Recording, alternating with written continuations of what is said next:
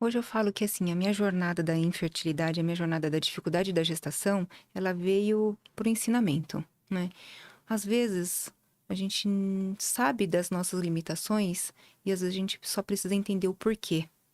É essa falta do porquê que realmente deixa a gente muito travada ou até muito, enroscada na vida para poder seguir em frente sem a sensação de: "E se eu tivesse?", né. Então acho que hoje eu entendo que as minhas dificuldades, né, realmente vieram para o meu aprendizado, para eu ser uma médica melhor, para eu ter muito mais maturidade como mãe, agora como empresária, sabe? E até para poder inspirar histórias e trazer histórias de motivação.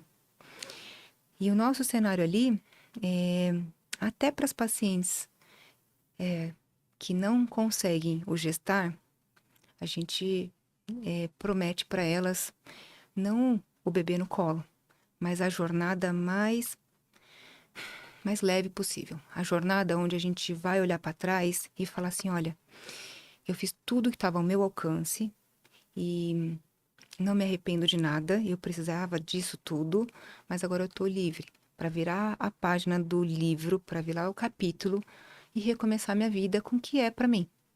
Ganhar distância possibilita adquirir um novo ponto de vista e contar nossas histórias também. Bem-vindos ao lugar que nos convoca a presença, a minha, a sua. Começa agora o Café Estúdio da LV45. Hoje vou ter o prazer de conversar com a doutora Eliana Morita. Ela que é médica, ginecologista, especialista em reprodução humana, CEO da CIT, Centro de Investigação, Tratamento da Infertilidade e NODE. Ela é uma colecionadora de histórias, ou como ela mesma diz, gosta de contar histórias. Só que hoje eu trouxe ela para uma posição diferente. Ela está aqui para contar a própria história. Seja muito bem-vinda, é um prazer recebê-la. Muito obrigada pelo convite, Darcy. Eu que estou, assim, extremamente lisonjeada pelo convite. Falar sobre a minha história, por muito tempo foi muito difícil, sabe?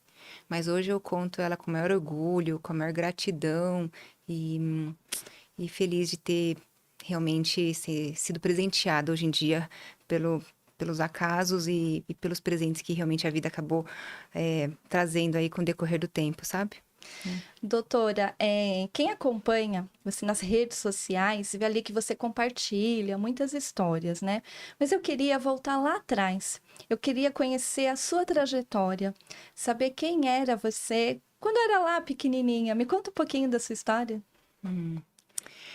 Ok, os meus pais, eles eram do interior, eles vieram de Marília.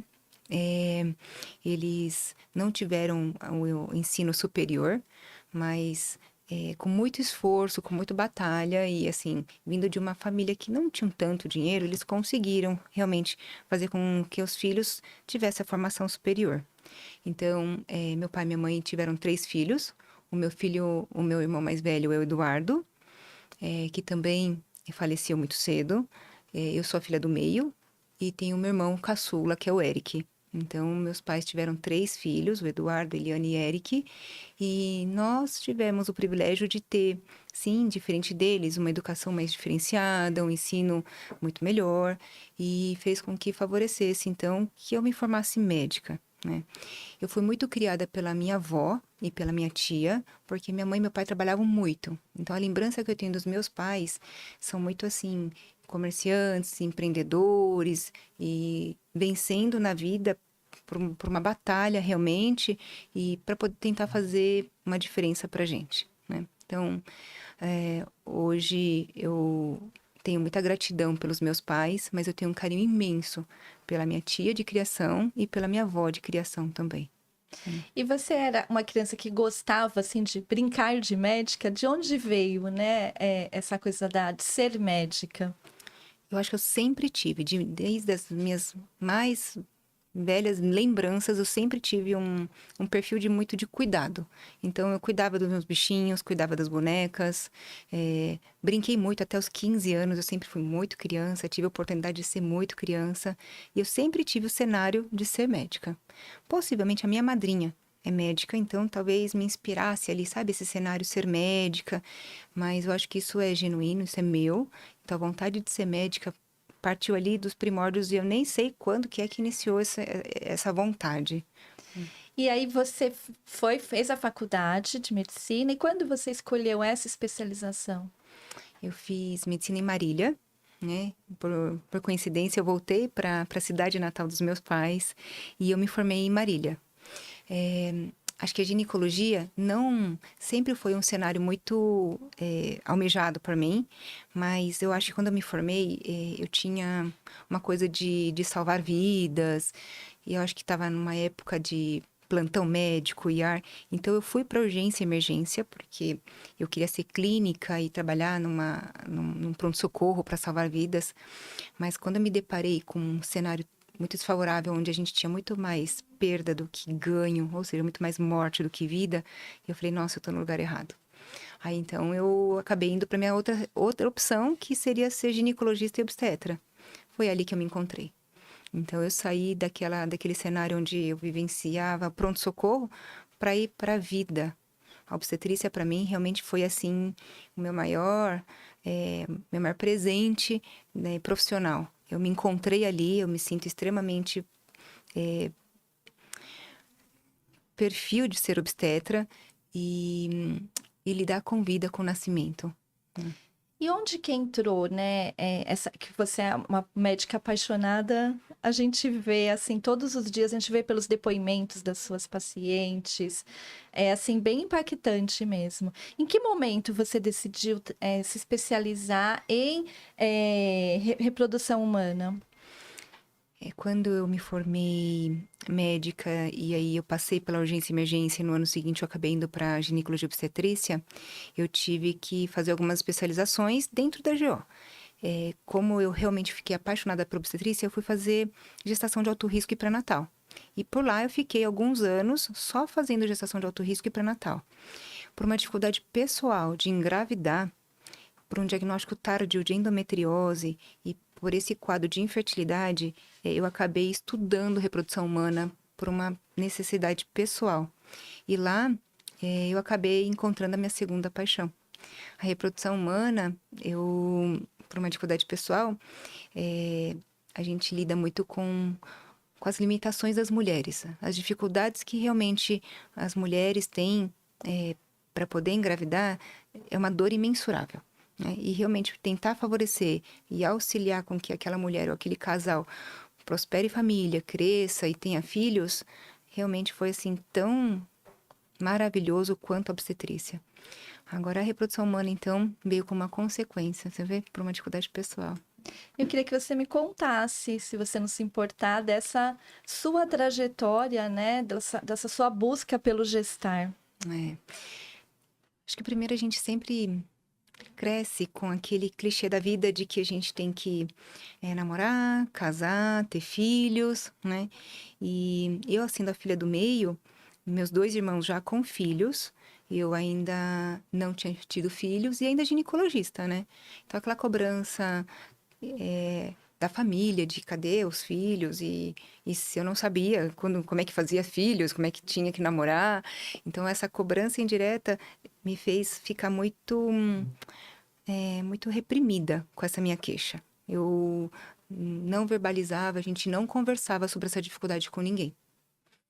E trazer isso à tona realmente para mim demorou muito, né? Eu fiquei pelo menos uns 6 anos no diagnóstico da endometriose, 4 anos na tentativa para realmente engravidar, e o meu primeiro bebê foi de tratamento, né? Então eu tive que vencer alguns tabus religiosos, alguns tabus internos, e essa jornada realmente para mim foi muito difícil. No meio do caminho eu tive um aborto. Esse aborto, ele é o nosso anjinho, que eu conto a história, minha família sabe, os meninos sabem da história desse anjinho. Ele veio de uma maneira graciosa para poder me fazer entender de que eu precisava pedir ajuda, né? E depois do tratamento eu engravidei. Foi um tratamento assim que até respondi muito rápido, graças a Deus. Acho que isso minimizou minhas sequelas emocionais, porque hoje em dia eu pego vários cenários onde as pacientes chegam de maneira extremamente desgastada, sabe? E a gente tem que fazer uma recuperação emocional para a gente poder ter força para poder realmente enfrentar a batalha da infertilidade. E eu acabei engravidando, né? E por ironia do destino, quando o meu filho tinha 9, 10 meses, eu engravidei natural do segundo. E até costumo falar que esse segundo ele veio assim como um presente para mim também, porque acho que a gestação natural e a evolução da gestação é um presente para a gente também não carregar aquele cenário, sabe? Porque fazer tratamento para engravidar é muito complicado, a gente não anuncia para todo mundo, a gente não fala com mérito, a gente não fala com orgulho, eu precisei de tratamento para engravidar, né? Então, quando eu engravidei do segundo, eu lembro até que na feira, eu falava pro feirante, sabe? Nossa, olha, eu tô grávida, engravidei natural. E ele não tava nem entendendo por quê. Até mesmo porque, pra gente, né, que passa pelo processo do tratamento e pela infertilidade, falar que engravidou natural era um troféu. Aí, quando meu segundo estava com uns 2 anos, quase 3, descobri a terceira gestação. Olha só. Agora ninguém mais fala que eu não sei fazer bebê. Nunca mais, né? Eu confesso que 3 dá uma desequilibrada na casa. 3 é meio exagero. Mas não me arrependo de jeito nenhum. Esses moleques são as minhas maiores riquezas de vida, sabe? Hoje eu sou farta com 3 meninos. Hoje ele tem 15, aí tem 13 e tem o meu pituquinho de 10. E o seu mais velho tem 15. E foi quando você fez o tratamento que você está contando esse processo dos tabus, né? Eu imagino assim, hoje em dia ainda tem, você vê esses tabus como era antigamente, melhorou um pouco, como que você enxerga esse cenário hoje? Eu acho que por eu fazer parte, eu sinto um pouco menos de tabu. Mas eu sinto muita dificuldade. Muita dificuldade. Acho que a primeira dificuldade é vencer um tabu sociedade, né? Por exemplo, se você for ver a frente da clínica ela é neutra. E foi num levantamento entre as pacientes. Como é que eu faço a fachada da clínica?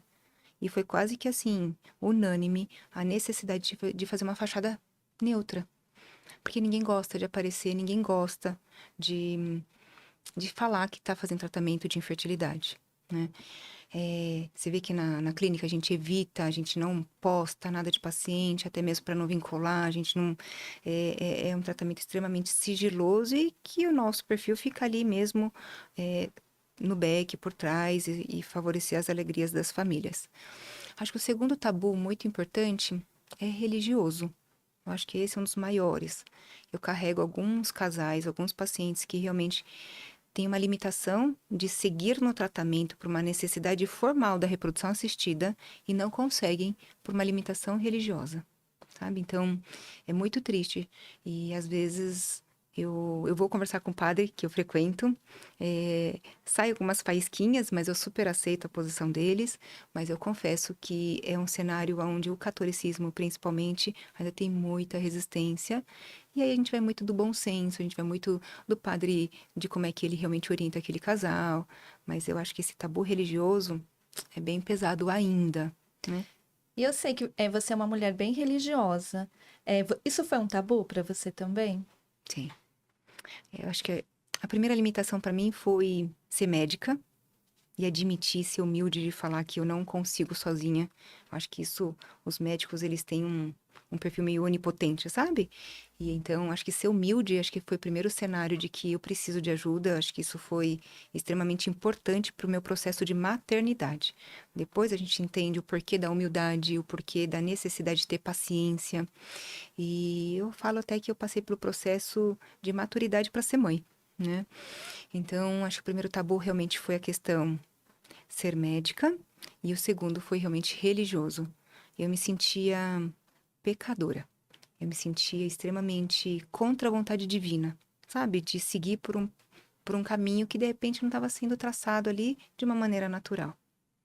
E hoje, imagina, se ele realmente favoreceu com que tantos cenários positivos aparecessem na minha vida, ou até mesmo favorecesse que, até os médicos, né? Favorecer com que a medicina realmente evoluísse para isso, é porque ele é a favor. Então, sem tabu nenhum, super motivo e vamos ser felizes, descomplica, porque Deus é pai, Deus é mãe, e Deus vai estar do lado da gente, e vai estar abraçando a gente, para a gente ser feliz, sempre pro caminho do bem. E quando você montou a clínica, você já tinha os 3 meninos? Já. A minha trajetória profissional, eu me formei em 2003, então há 21 anos, né? Então, eu fui para ginecologia e obstetrícia, depois fui para gestação de alto risco, medicina fetal, e depois para reprodução humana, né? Fiz o tratamento para engravidar, e quando eu comecei a atuar na reprodução humana, foi onde eu passei pela primeira fatalidade da família, assim, que realmente mexeu muito comigo, né? Eu perdi meu marido. Então, 2016, em maio de 2016, eu perdi o meu marido. E quando eu perdi meu marido, eu já estava com os três, né, no meu colo e tinha 6, 4 e 2 anos, né? Então, ele ia fazendo a 7, a 6, 4 e 2 anos. E eu estava ali naquele cenário onde eu estava querendo alavancar consultório, né? O meu marido, o Henrique, ele veio em forma de anjo. Ele foi o meu único namorado ali da jornada, a faculdade inteira. A gente começou a namorar quando eu entrei na faculdade. O nosso namoro perpetuou durante toda a faculdade, durante toda a nossa especialização. Ele que me motivava a realmente a investir em consultórios. Ele pagou curso para poder tentar empreender também. E nesse cenário onde ele me motivava, eu lembro até 2015, por exemplo, ele falou: eu vou pagar o seu aluguel porque você precisa sair desse seu cenário plantão. Porque 2015 eu era estatutária, eu era do estado e da prefeitura, eu era servidora pública, só isso. Então, 2015 eu me vi muito professora, eu sempre gostei dessa questão didática e do academicismo, eu era servidora pública, mas ele achava que eu precisava investir na minha carreira profissional particular, então ele pagou 2015 o meu curso de gestão para poder realmente querer empreender um pouquinho na questão consultório. Dezembro de 2015 foi quando ele abriu o meu CNPJ. Janeiro e fevereiro eu ainda não trouxe lucro para casa, mas eu resolvi sair de um dos empregos para poder realmente tentar alavancar. Então, eu mantive o emprego público e o consultório. Quando foi março, abril, foi quando eu comecei a trazer o primeiro dinheirinho para casa. E aí, em maio, ele morreu. Ele morreu, e eu falo até que ele morreu por uma fatalidade, assim, que a gente fala que é injustificável, um acidente banal de um choque. Foi na mesma época que o Gugu faleceu. O Gugu faleceu logo a seguir. Você lembra quando todo mundo fala que, nossa, a senhora ele caiu do telhado? Pois é, um choque banal trocando lâmpada. Na época tava muito na moda a questão do LED, sabe? Então ele na empresa dele, ele queria mudar o LED, a luz tradicional pelo LED. E aí ele acabou tendo um choque e por uma fatalidade, acabou indo a óbito, faleceu. E de 2016, maio de 2016 para frente, foi quando eu tive que fazer, então, da minha profissão algo que fosse rentável, algo que fosse trazer dinheiro para casa, ter o sustento da família. Então, dali que eu realmente tive que virar a chavinha para poder realmente começar a minha trajetória profissional. Porque até então, eu era estatutária, meu dinheirinho era para comprar as coisinhas do fim de semana, né? E ele é que arcava realmente com um cenário mais pesado dos gastos domésticos e tudo mais, sabe? Com a empresa dele, ele tinha muito mais facilidade para isso. E onde que você arrumou forças? Porque aí você começa uma nova jornada, né? Aí você teve que empreender e só tinha esse caminho, né? Só. Eu só tinha opção de dar certo. Tá. Eu não tive outra opção. 3 crianças e eu tinha que fazer dar certo, né? Eu sempre tive, acho que muitos presentes de Deus. Eu me acho, assim, extremamente presenteada porque eu tive pessoas especiais na minha vida, né? Eu tenho uma terapeuta, faço terapia com ela há 14 anos. A Elza eu guardo no coração. Ela foi fundamental para tentar me reerguer. Já fazia e, imagina, a gente acabou aumentando as sessões.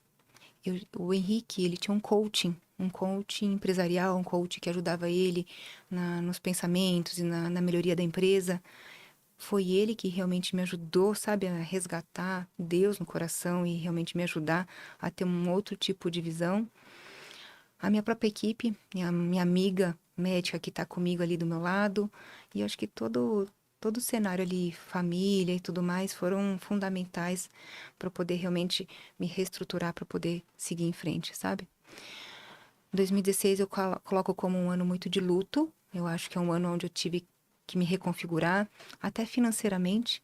Como ele era o empresário, ele é o que tinha a conta no banco, eu fiquei restrita, porque até sair realmente inventário, que ainda não saiu, até sair inventário e tudo mais, até sair eu como responsável inventariante, eu tinha conta bloqueada.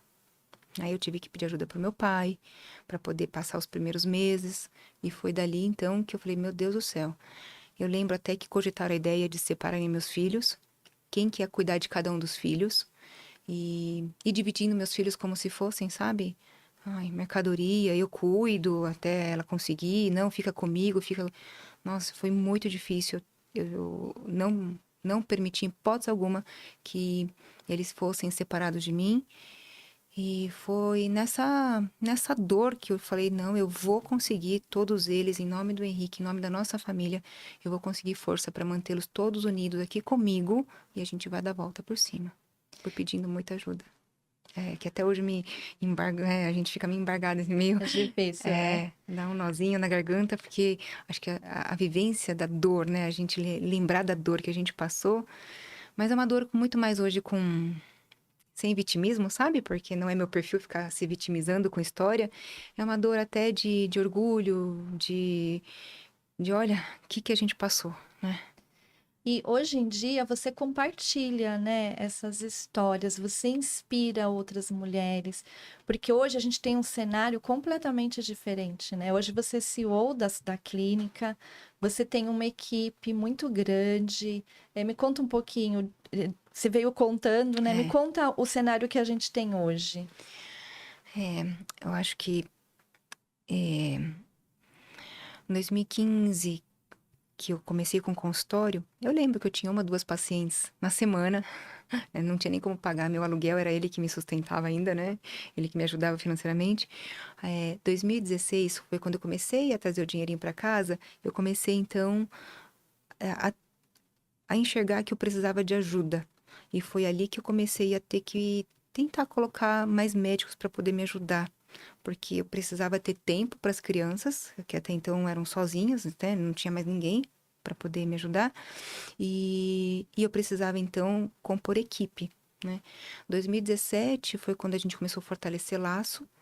E aí a Raquel, que é a médica que realmente trabalha comigo, meu braço direito, minha dupla de vida, a gente cresceu juntas e tudo mais, abriu mão até do que ela realmente tinha traçado para ela e veio empreender comigo, né? Então eu sou super grata a ela e hoje ela que movimenta 50% da clínica, sabe? A Raquelzinha veio comigo e foi com essa visão de compondo equipe que é que a gente começou a crescer.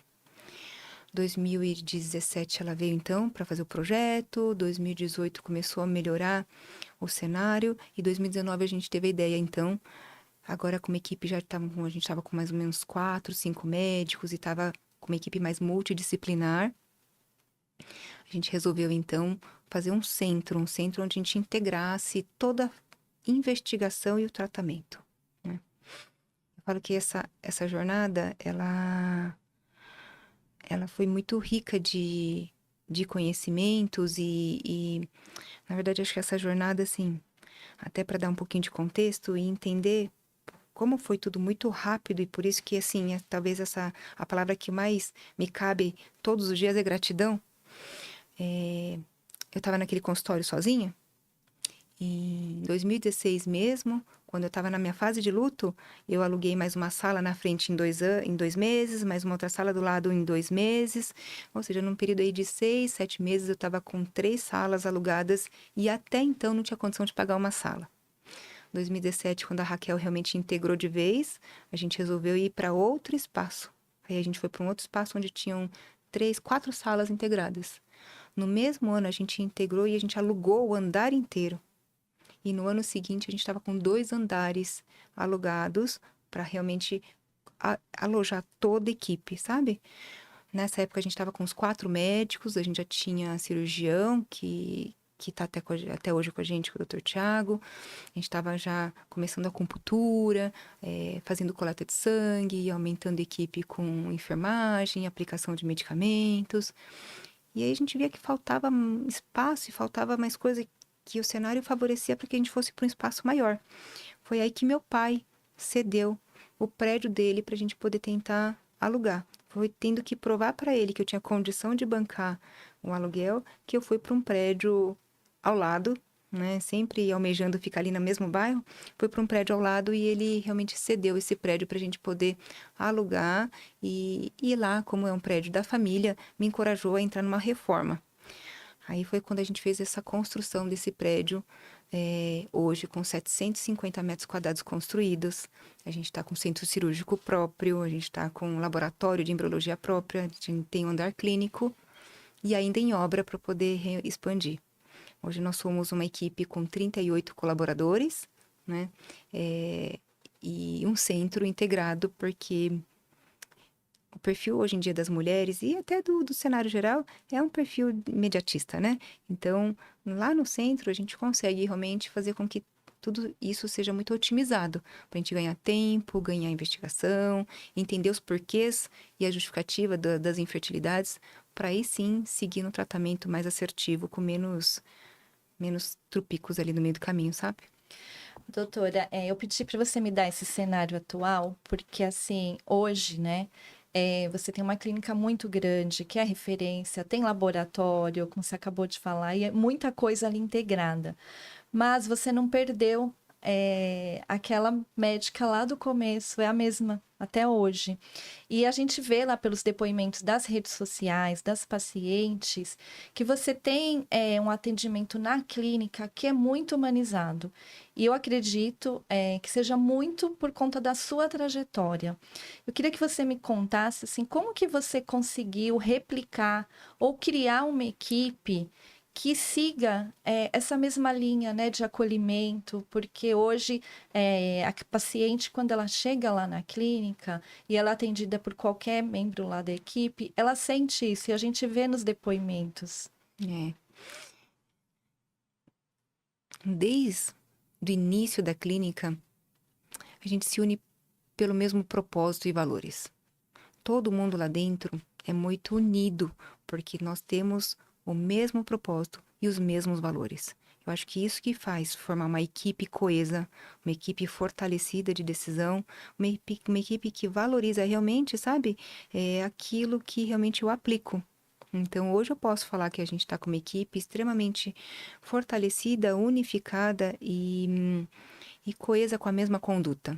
Isso deixa a gente muito mais grandioso, deixa a gente muito mais fortalecido de indicar, de trazer para perto, porque para eu poder replicar, para eu poder realmente continuar prosperando, eu preciso me unir com uma equipe que é coesa comigo, que realmente valida o meu propósito e os meus valores na mesma intensidade que eu, sabe?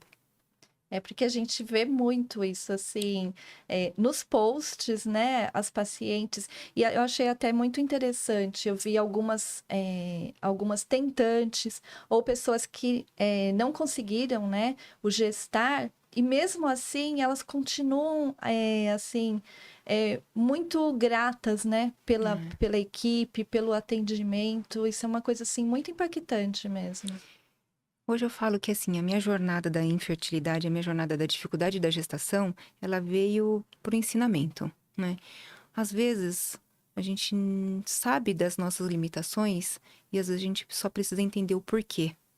É essa falta do porquê que realmente deixa a gente muito, muito travada ou até muito enroscada na vida para poder seguir em frente sem a sensação de e se eu tivesse, né? Então, acho que hoje eu entendo que as minhas dificuldades, né, realmente vieram para o meu aprendizado, para eu ser uma médica melhor, para eu ter muito mais maturidade como mãe, agora como empresária, sabe? E até para poder inspirar histórias e trazer histórias de motivação. E o nosso cenário ali, até para as pacientes que não conseguem o gestar, a gente promete para elas não o bebê no colo, mas a jornada mais leve possível. A jornada onde a gente vai olhar para trás e falar assim, olha, eu fiz tudo que estava ao meu alcance e não me arrependo de nada, eu precisava disso tudo, mas agora eu estou livre para virar a página do livro, para virar o capítulo e recomeçar minha vida com o que é para mim. Então, o nosso perfil realmente é esse, é fazer com que a jornada seja mais leve possível, é fazer com que o casal realmente atravesse por essa batalha de mãos dadas. E se realmente, sem promessa de bebê, mas se porventura chegar ali no final e não tiver seu bebê, olhar para trás sem arrependimento nenhum, mas na certeza de que foi tudo oferecido. Eu acho que isso vincula, isso é o que realmente acalma o coração. Eu falo por mim. Eu fiquei 5 anos na batalha tentando justificar um porquê, que até hoje nem sei o porquê direito, né? Depois até acabei engravidando natural. Mas eu acho que muitas vezes a gente precisa das justificativas para poder prosseguir, né? Doutora, e em que momento você decidiu que você ia começar a compartilhar essas histórias, que você começou agora ali compartilhar nas redes sociais, tem impactado outras mulheres? Me conta um pouco sobre essa decisão. Eu fiz reprodução humana, então, pela dificuldade eu tive que estudar, mas aí eu fui me titular, né? Então, já sabendo um pouquinho da reprodução humana, mas aí eu falei assim, não, eu quero agora ter uma formação, porque eu quero atuar como ouvindo das pacientes. A hora que a gente se solidariza e fala, eu sei que você está passando, como isso acalma? Isso conecta. A dor conecta a gente. E aí que eu falei, meu Deus do céu, eu preciso falar da minha dor, eu preciso falar que essa dor tem que ser gritada para o mundo. Eu preciso tirar tabus, eu preciso minimizar esse impacto ruim de que ser infértil, precisar de ajuda é algo ruim. Eu preciso até, ouso a falar, minimizar o impacto que de repente o catolicismo traz, sabe? Eu preciso falar que Deus está do nosso lado, sabe? Então eu falei assim, eu preciso gritar para o mundo de que eu tive dificuldade, que eu venci tabus, que eu tô aqui feliz, não arrependo de nada, e estamos juntos. Eu tô aqui disposta para a gente poder prosseguir nessa batalha juntas, sabe? Porque é uma decisão difícil, né? Uhum. Porque é uma exposição, assim, né? Você tem que contar não só a sua história, mas você deve carregar aí milhares de histórias, não é? É. Eu falo que, como eu sou rica de histórias de pacientes, mas a minha história de vida, a minha história realmente são tantos detalhes. Eu acho que eu falo que eu só acho que a pessoa. Ouso falar que eu só acho que a pessoa mais rica de sentimentos que existem, sabe? Eu me sinto extremamente privilegiada quando eu falo de sentimentos. E sentimentos não é só coisa boa. Sentimentos é gratidão até pelas coisas ruins, porque foram com elas que me fez realmente ser uma pessoa melhor, né? Então, eu tive a perda do meu irmão.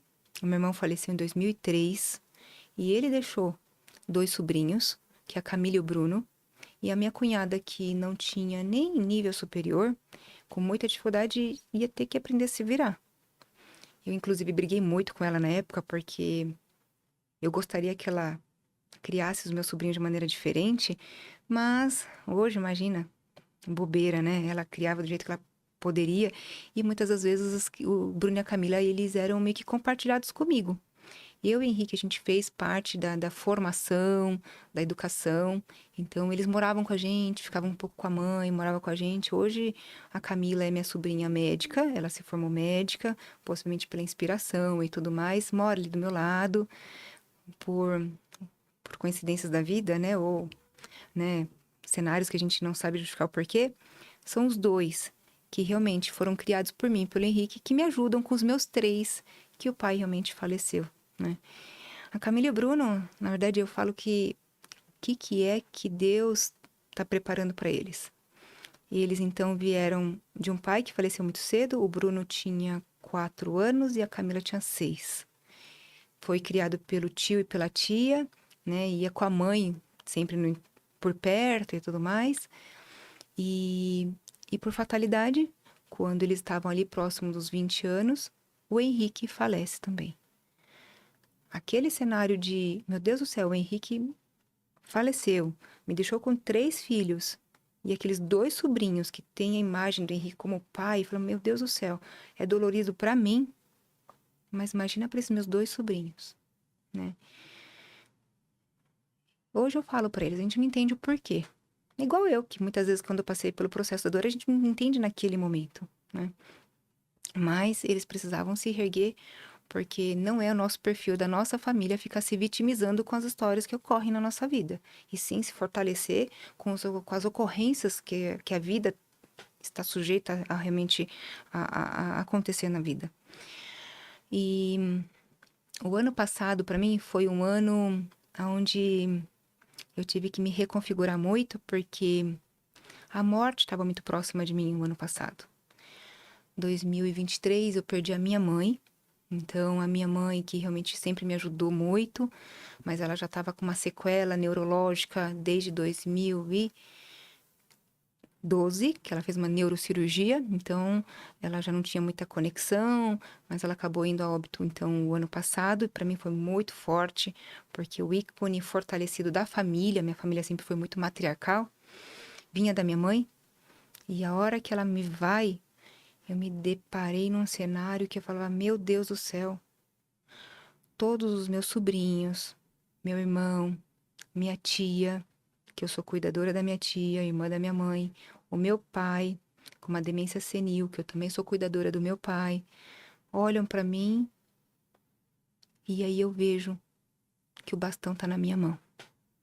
Então, realmente, a perda da minha mãe foi o segundo cenário onde eu tive que me movimentar e ver que tem toda essa família que realmente inspiram esperança e um ícone desse cenário muito matriarcal, sabe?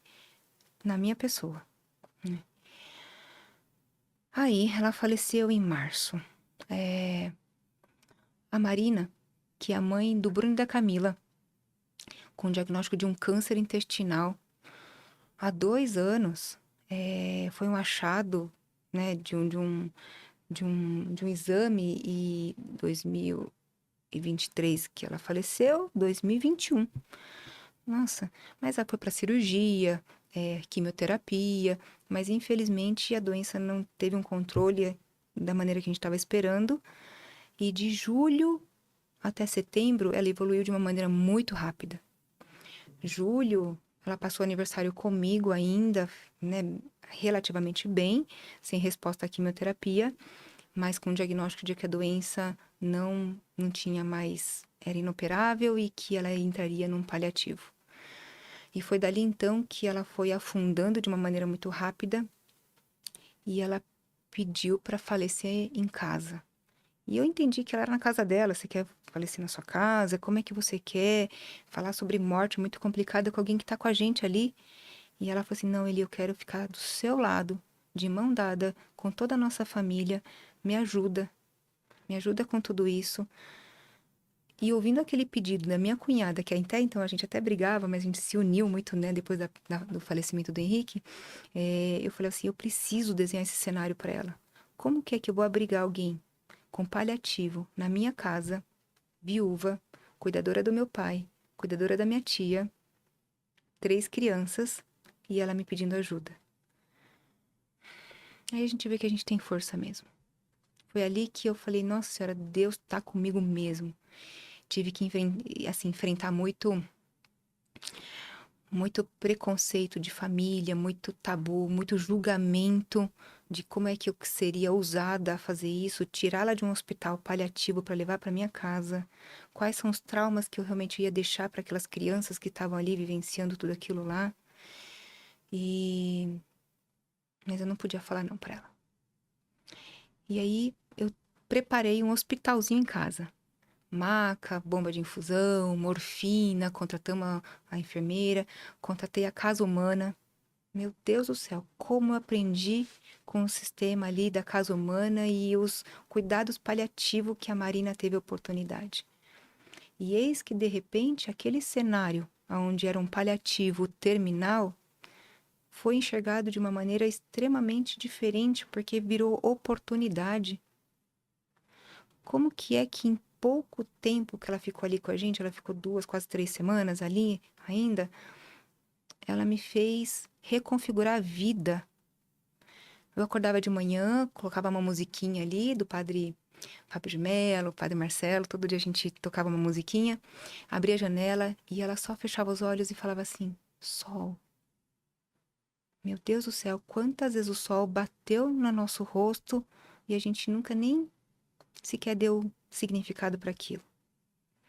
Na hora que o paliativo também ensinou fazer uma comidinha gostosa e levar para ela sentir o cheiro da comida de casa. E ela, que gostoso. Meu Deus, ela apertava, ela não podia comer, não conseguia comer.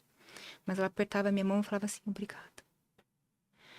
A brisa do vento, ela estava lá enclausurada no hospital paliativo e eu levei ela para casa. No que eu abri a porta do quarto que a gente montou para ela, vento.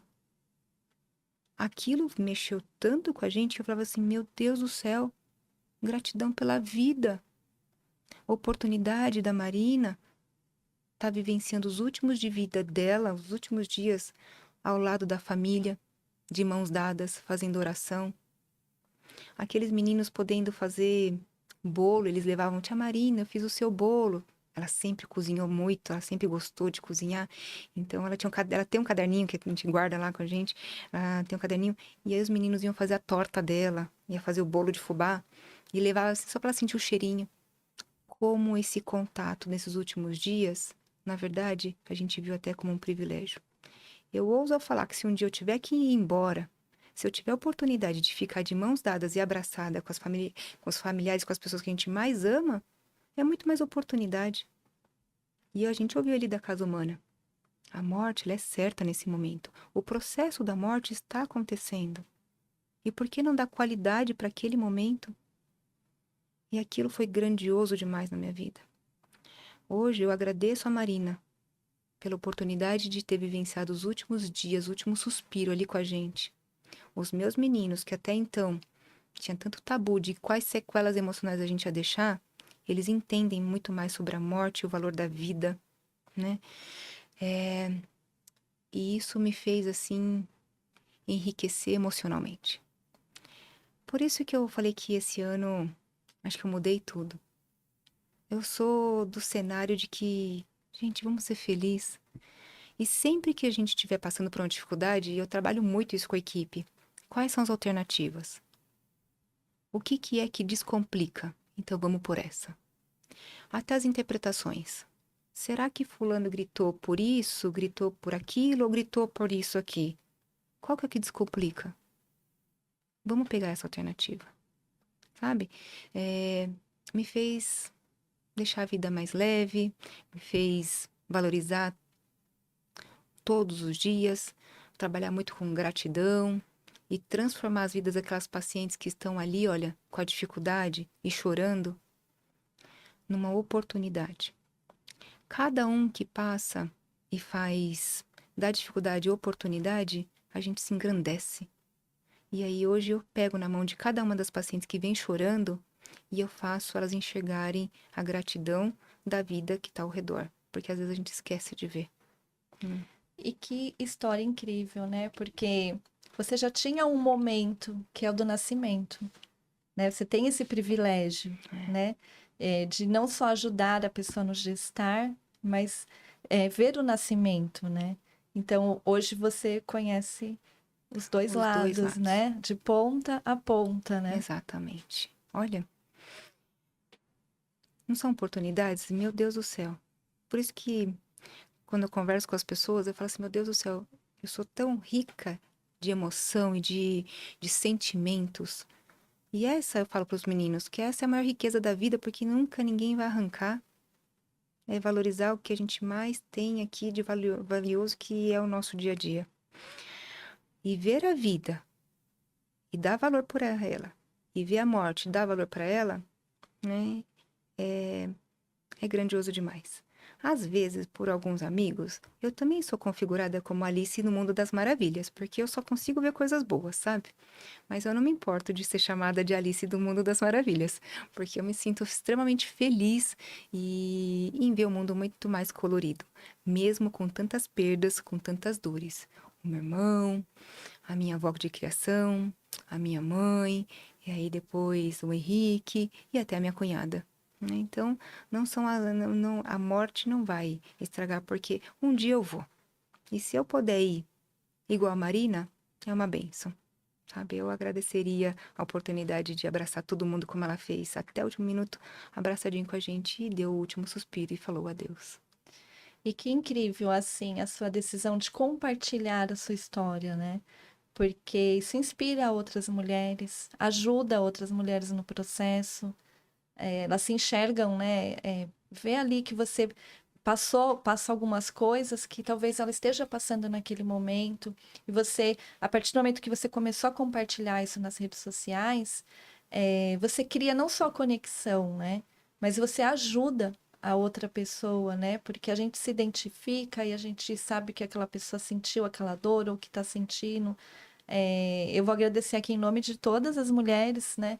Que têm a oportunidade de te seguir lá na rede social e que você compartilha essa sua história tão bonita. Muito obrigada. Ai, eu que agradeço, porque se realmente essa história puder motivar alguém, ou até mesmo incentivar, né, o mínimo de pessoa que for possível, meu Deus do céu, a gente já fez algum papel aqui no mundo, né? Até, acho que talvez para enriquecer um pouquinho mais a inspiração, acho que para enriquecer essa inspiração acho que esse movimento que anda acontecendo 2023, 2024, eu confesso que no final do ano eu fiquei muito mexida com essa questão morte e tudo. E essa gratidão imensa que eu estava carregando no coração me fez uma reflexão de que será que eu também estou próximo da morte? Porque eu sou tão grata por tanta coisa que eu falei, eu devo estar no final da minha vida, não é possível, né? E aí eu falei, não. E aí então a gente começa a buscar. Eu me sinto realizada como médica, plena, como mãe de 3 filhos e presenteada hoje, sabe? Com uma família maravilhosa, meus 2 sobrinhos crescendo perto de mim, o Bruno perto. Eu falei, não, mas eu tenho que cuidar do meu pai, tenho que cuidar da minha tia, ainda tem coisa para fazer, mas porque essa sensação foi daí que veio um outro insight. Eu precisava fazer diferença para todas aquelas famílias que estão nas minhas costas, a minha equipe.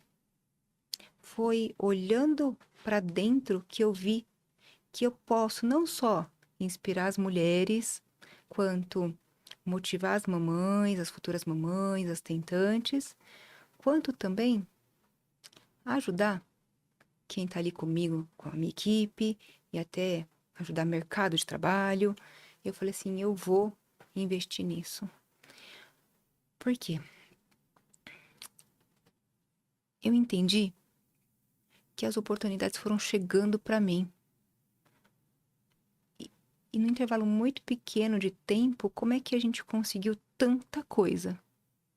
É porque eu acho que eu também tenho que gritar. A mesma dor que eu tive da infertilidade, eu entendi que eu também tenho que gritar para poder realmente crescer, inspirar como empresária e inspirar como mulher que realmente pode dar as caras para poder empreender, para poder crescer, para poder realmente fazer diferença no mercado, sabe? Foi daí que então, final do ano para o começo do ano, e o meu perfil extremamente recatado. A nossa clínica fica na zona norte de São Paulo. Nós somos uma clínica 100% liderada por mulheres. E é um perfil que não fica fazendo videozinho para rede social, sabe? A gente vive muito do boca a boca. Mas foi nessa virada de chave que eu falei assim: eu preciso aparecer. Nós, sendo a única clínica liderada por mulheres, única sócia realmente que está à frente de tudo, é o nosso maior diferencial. Não tem nenhuma outra clínica de reprodução que é só liderada por mulheres e por uma única sócia, uma única CEO, uma diretora que realmente fundou tudo isso. Falei, gente do céu, eu preciso falar para as mulheres, principalmente para as mulheres que ficam ali nos bastidores, eu não posso porque eu sou mulher, é gritar para elas assim, a gente pode, você pode. Eu vim de uma cultura oriental, onde a minha mãe falava que por trás de um grande homem sempre tem uma grande mulher. E eu sempre me me vi desse jeito, sabe? Meu marido não estava mais à minha frente, então eu não podia aparecer, eu não podia empreender, eu não podia crescer, sabe? E aí, nessa virada de chave, eu falei assim, gente, lógico que a gente pode, a gente já cresceu. E esse movimento da gente aparecer tem, assim, tido uma repercussão muito positiva. Hoje, não só o nicho pacientes tentantes, mas mulheres querendo empreender, vêm pegar a história de inspiração para perguntar como é que você fez, de onde você tirou força para realmente enfrentar esse nosso mundo ainda machista, para poder realmente fazer diferença como uma mulher mais empreendedora, mulher que toma a frente dos negócios, uma mulher que também pode ser a mulher que toma conta dos gastos, sabe, de casa e tudo mais. Então, eu falei, olha, em um intervalo assim, de uma virada de chave de um ano para o outro, e é por isso que eu falei assim, não, eu vou contar minha história, eu vou fazer diferença, não só para as mulheres que querem engravidar, para as mulheres também que querem crescer como profissionais e tudo mais, sabe? São muitas histórias e muitos tabus, né? Nossa Senhora. Que você foi contando, a gente saiu desde do gestar para a parte financeira, para a parte de empreender. Tem um outro tabu também que eu acho me chamou a atenção na sua rede social. Eu vi um vídeo seu que você falava que na medicina, né, quando faz a faculdade, se fala muito assim do médico não se envolver tanto com o paciente, não ter muito esse lado sentimental. E você vai na contramão, né? Porque eu tenho uma amiga, né, que foi sua paciente, né, foi sua paciente e acredito que seja amiga, né? Ela me falou uma coisa que chamou bastante atenção. Ela falou assim, quando a gente entra na consulta com ela está ali presente. Ela escuta a história, ela procura entender o outro, né? E vai na contramão, né? Vai, Mas dá certo. dá certo. Acho que os médicos, eles são treinados, a gente é treinado a realmente não colocar sentimento na decisão e ser muito técnico. Não tem como, na nossa área, ser só técnico. A gente tem que se conectar, porque muitas das vezes das respostas não tá ali no técnico, tá nessa conexão. Quantas vezes eu tenho que resgatar a paciente das dores emocionais, trabalhar tudo isso para realmente ter força para continuar? Eu costumo falar que a parte técnica qualquer um faz. Essa conexão realmente são para poucos, é uma oportunidade. E é tão importante quanto. Não tem como a gente realmente incorporar ou realmente se dedicar e dar o melhor se a gente não tiver o mínimo de vínculo e conexão emocional com cada um dos casais que chegam lá pra gente, sabe? E quando a gente fala do empreender e quando a gente fala da mulher, a mulher é um combo, né? Porque ela tem essa parte técnica, sentimental, e aí quando a gente vai para o empreender, ela leva tudo isso, né? Leva. E é possível, né? A gente está aqui escutando a sua história, né? Hoje eu consigo gritar pro mundo para falar, gente, mulher que tem dificuldade para engravidar não é feio e a gente pode ter que pedir ajuda, sabe? Mulher que de repente perde marido, não tá sozinha no mundo, tem várias histórias de sucesso e você pode dar a volta também. As mulheres que de repente se veem limitadas ou com chance de não conseguir aparecer nesse mundo machista, sim, é possível, sim, tem campo, sabe? Nós podemos ser o que eles não conseguem. Empreender, ser mãe, ser cuidadora, abraçar, acolher e ter um carinho e um amor que é só de mulher. De mulher para mulher. Doutora, eu adorei conversar com você, adorei escutar a sua história. Vou te agradecer e pedir para você deixar as suas redes sociais para que as pessoas consigam te acompanhar. Vou pedir para você deixar nessa câmera aqui. Ah, ok.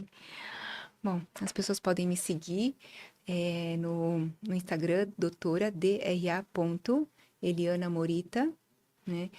O Instagram da clínica é o @ CityRinode. E pode mandar suas mensagens, pode mandar ali, porque a gente sempre vai se manter conectada. Eu vou estar disponível para a gente trocar figurinha, conversar. Não conversar só sobre infertilidade, conversar sobre ser mulher, ser mãe, sobre morte, sobre vida, sobre nascimento. E até mesmo sobre empreender, né? Que acho que esse é o novo departamento que eu ando assumindo, sabe? Assumindo não, né? Já é CEO aí também dessa área, né? Eu confesso que é meio difícil de assimilar, mas eu tô incorporando. Eu falo que são tabus vencidos, né? Então, isso tá muito recente. Agora, enxergar tudo isso realmente para mim tá sendo grandioso e como oportunidade. E vamos lá, 2025, de repente eu trago novas novidades, né? Promete, né? É isso aí. Muito bom, muito obrigada. Obrigada mesmo de coração. E para você que ficou até agora aqui nesse vídeo, já deixa o seu like. Se chegou agora no canal, já se inscreva e não esqueça de deixar aqui seu comentário. Isso vai fazer com que esse vídeo chegue até mais pessoas. Até a próxima.